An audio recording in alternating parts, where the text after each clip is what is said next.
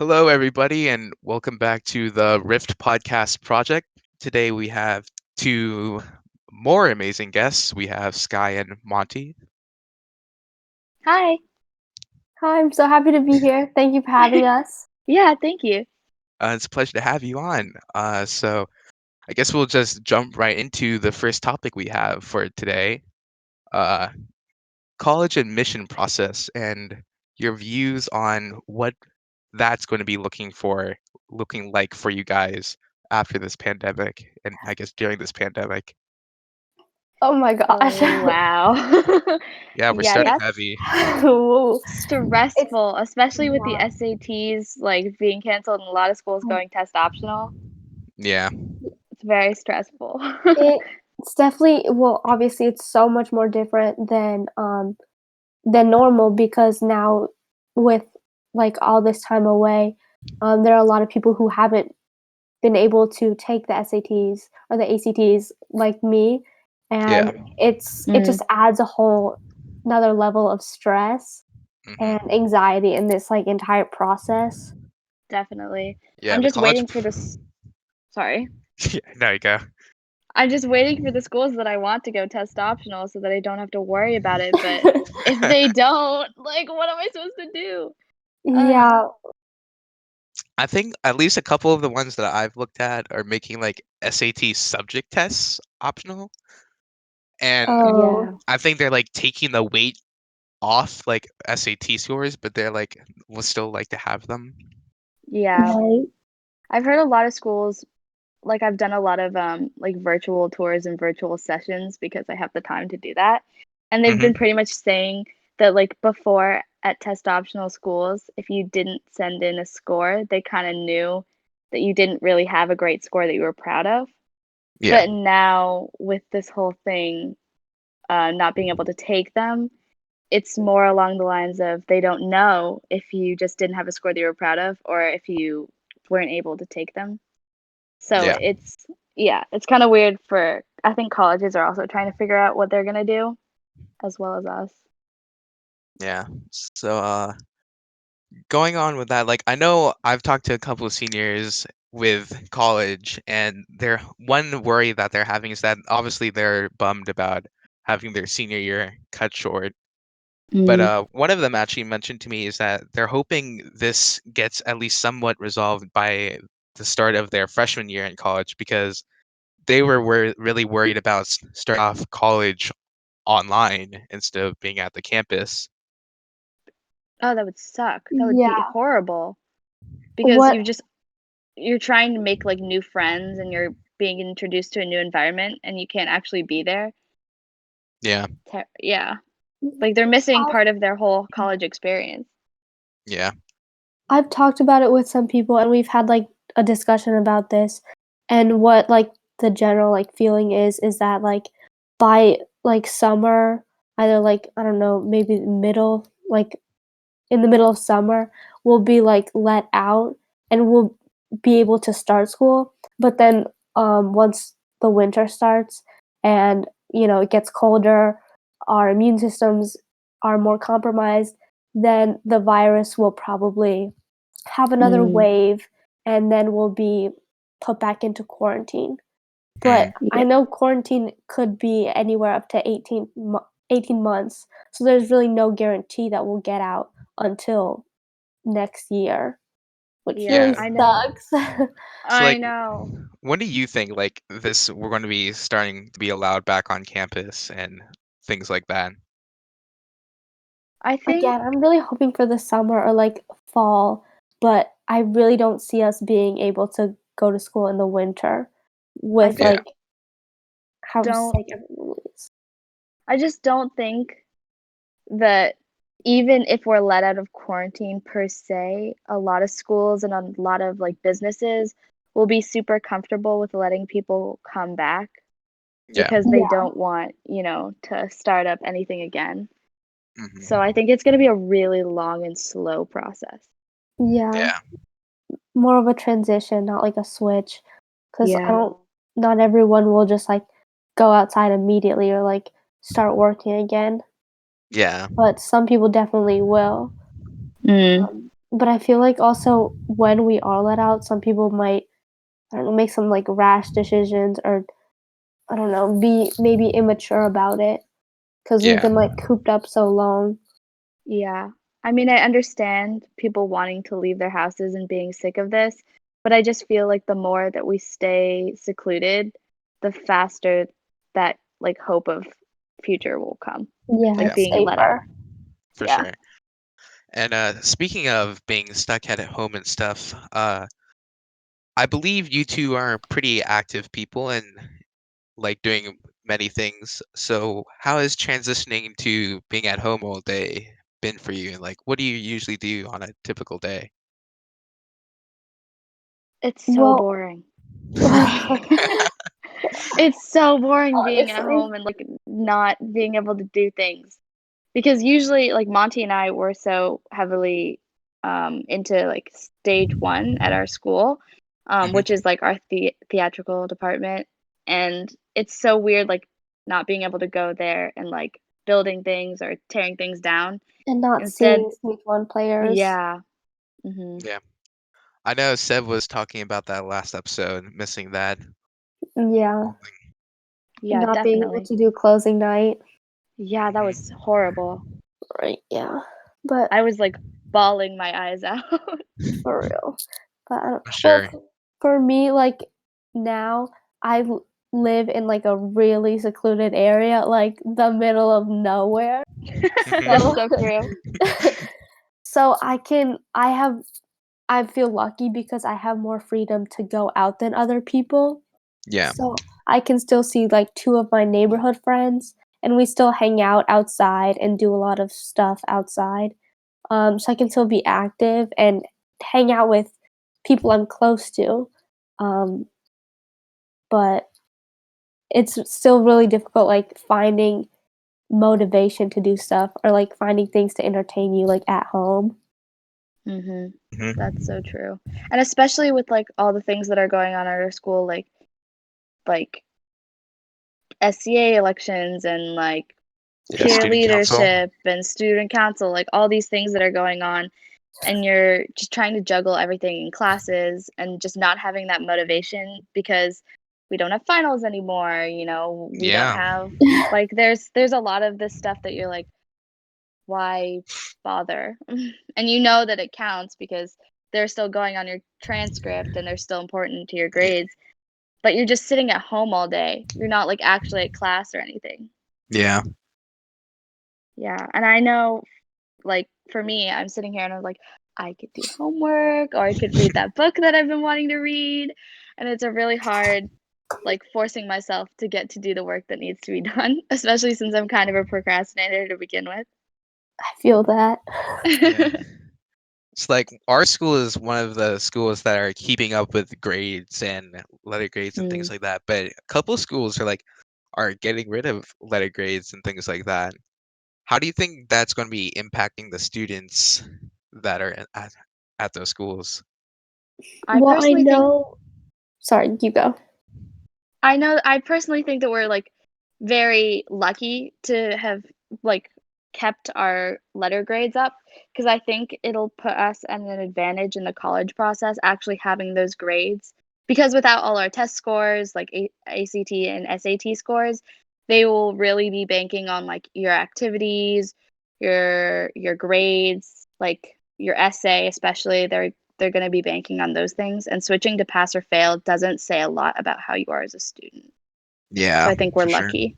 Yeah, and second semester junior year is one of the most, like, crucial Mm, times in high school, and it's to not be able to have that. Yeah, it just sucks, but also, I know some schools are instead of, like, pass or fail, they're implementing a system in which students can only raise their grades, and Mhm. stuff that would, like, lower them won't, like, affect them and won't count. So that's nice, but it's also more for, like, not really learning, but just getting stuff done. Yeah. yeah. And I know like our school decided not to do that mainly because of like how you could probably try to abuse that system with not having Mm, your grades lowered. Yeah, yeah. and Because it would like just let people be like do the I bare don't wanna say, minimum. like, lazy, but yeah, exactly. Or not, Well, like, do as much as we do now with what we're currently doing. well, yeah, I guess like We if I know even for me, like if I had an A plus before the pandemic started and we were getting quarantined and I heard that my grade can't get lowered, I myself would probably not put as much effort as I would have before because, yeah. I have an A plus Mhm. and that's not going. Yeah, for Yeah, sure. I'm I'm on SCA and we had like meetings about this before they sent out the email about like the whole grading and how they're gonna continue with school. And McGuire was really debating on that. A lot of the students were pushing for it because, it allows for some lenience. Yeah. But like I can understand where the faculty are coming from because they're working so hard to make these lesson plans that they had originally had. Like they're converting everything to online when they are doing this for the first time. And Hmm. just having all these students slack off with that would be kind of like it Yeah. wouldn't motivate the teachers to work either. Yeah, and especially in class like, AP classes that still have, like, the AP exam, there's still, like, material you need to know for it, Mm. Yeah. and that's important. So with being at home and stuff and the fact that we're not going to school and things like that, obviously you see a lot of people a lot less than you were seeing them before. And in terms of like social life and things like that, how has that been affected with like the practice of having to social distance and being at home? I saw Monty the other day. She came to draw a French book because I had left mine at school. And that was like the first time I had seen somebody from school in like a long time, like No, 3 really? weeks. Yeah, That like was no, that was like a month. I hadn't seen Dang. anybody in a really long time because um I only have one car in my like family and my mom just like doesn't want me driving Yeah. because so I was like, okay, well, I guess I'm stuck here. I mean, I've been FaceTiming people and I've been calling people and texting people, but it's just not the same as seeing somebody in person. So it was Hmm. really nice to see Monty. Love you, Monty. Love you too.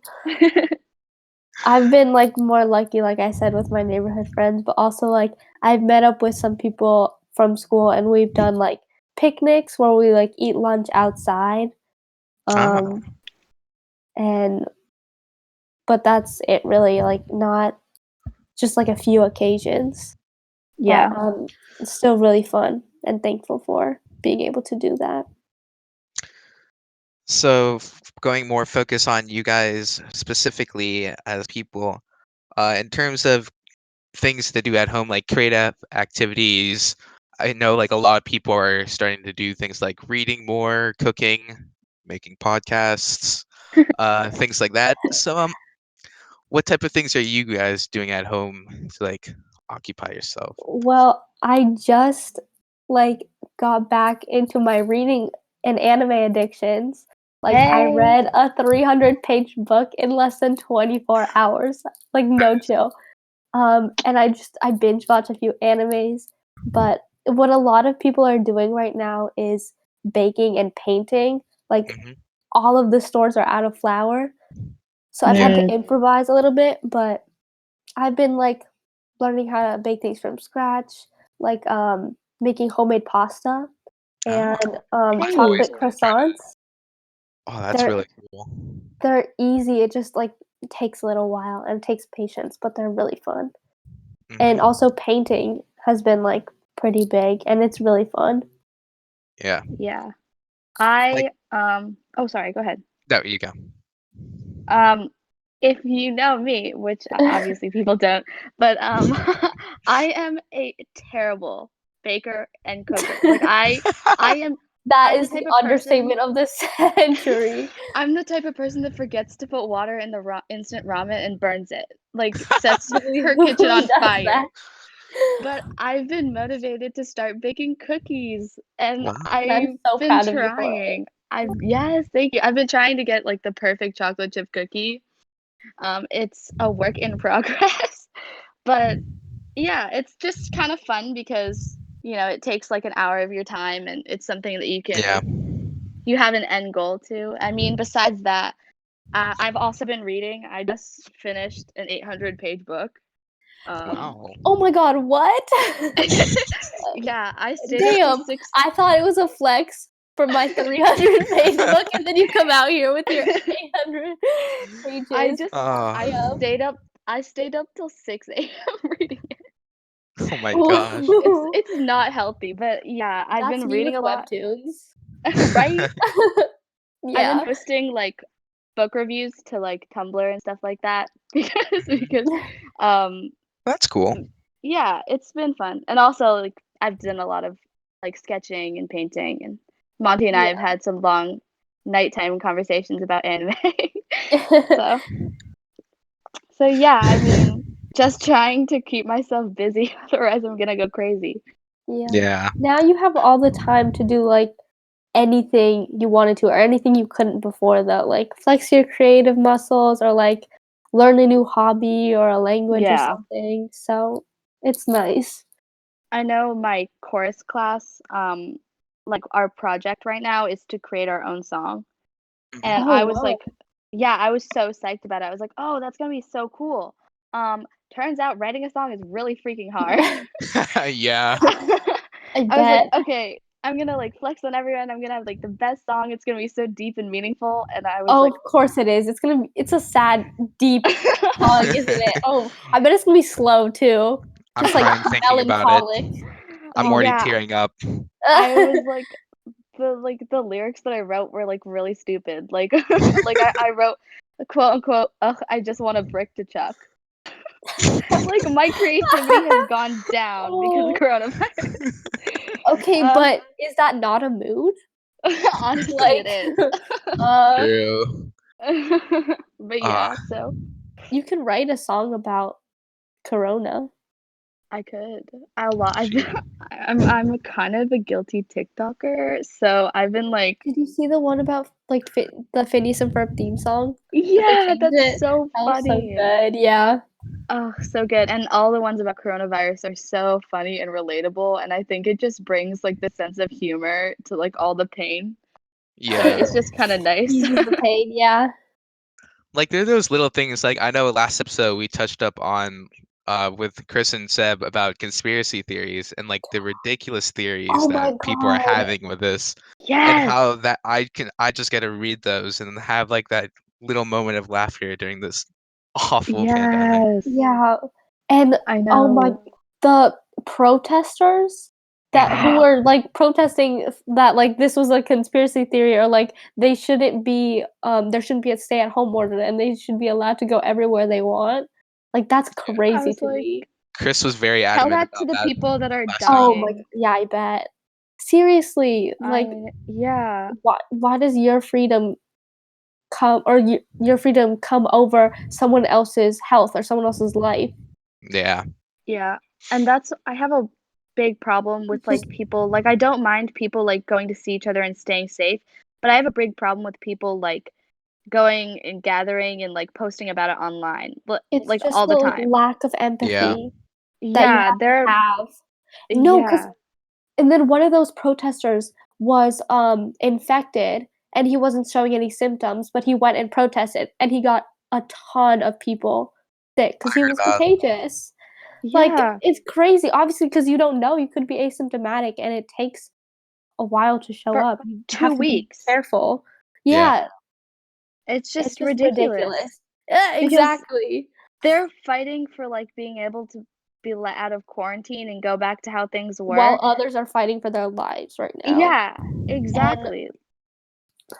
I don't know, it's just my pet peeve is like this, like, people who like, I don't it's selfish, and they Mhm. obviously lack empathy and just see can't put themselves in other shoes.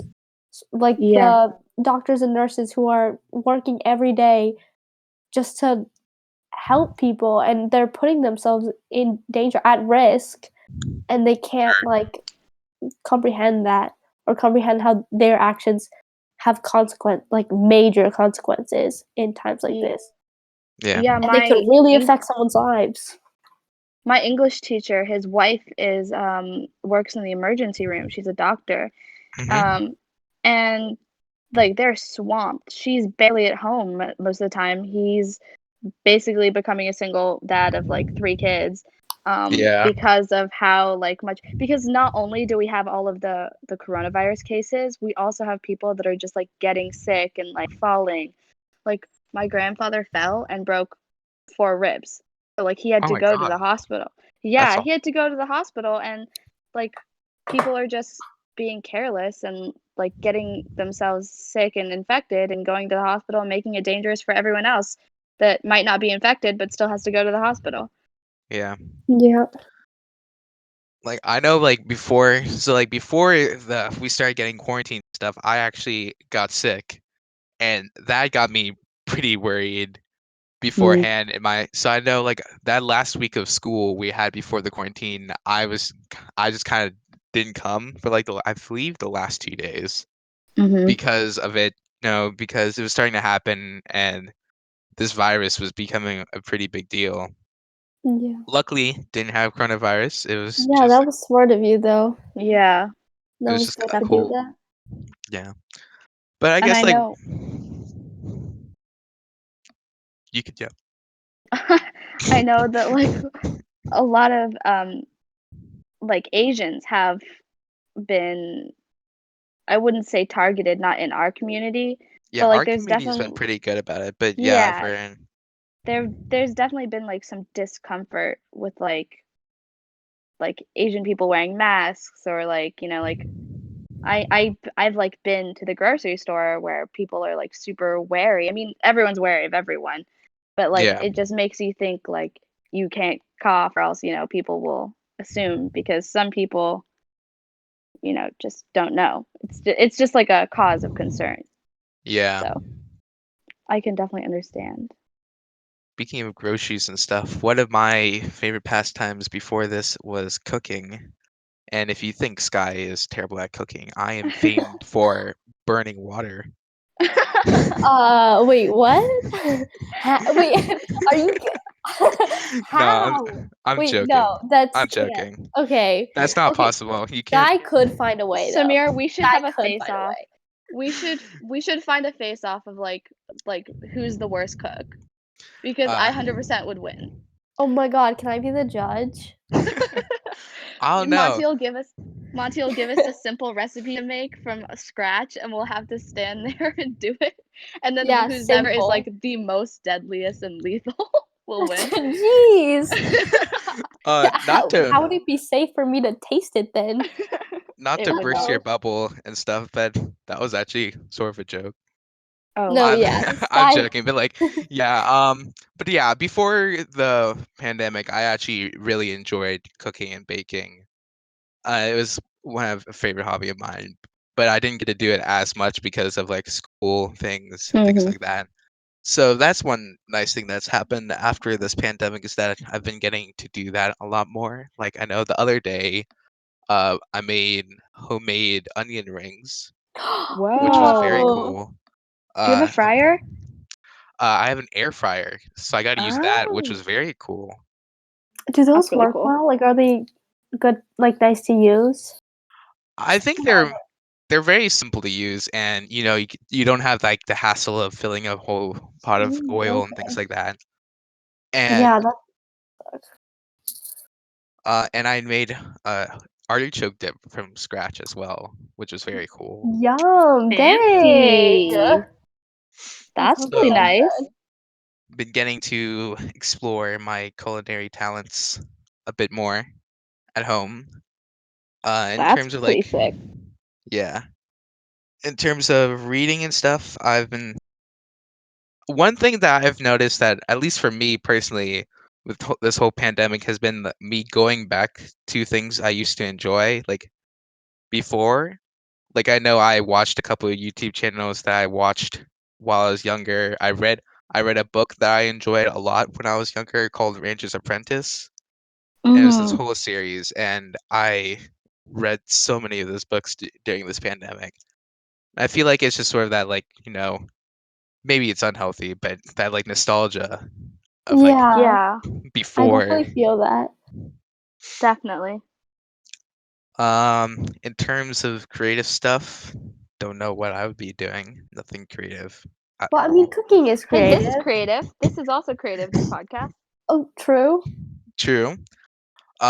Schoolwork and stuff has been interesting. Like I think school has been like varied on the class because different teachers are tackling this in different Yeah, for ways. sure.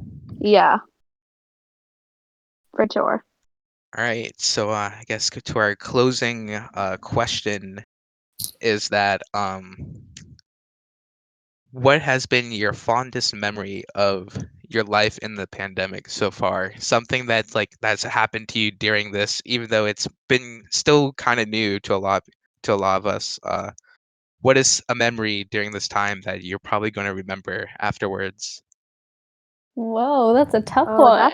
that is really Yeah. tough. Hmm. Hmm. Well, I think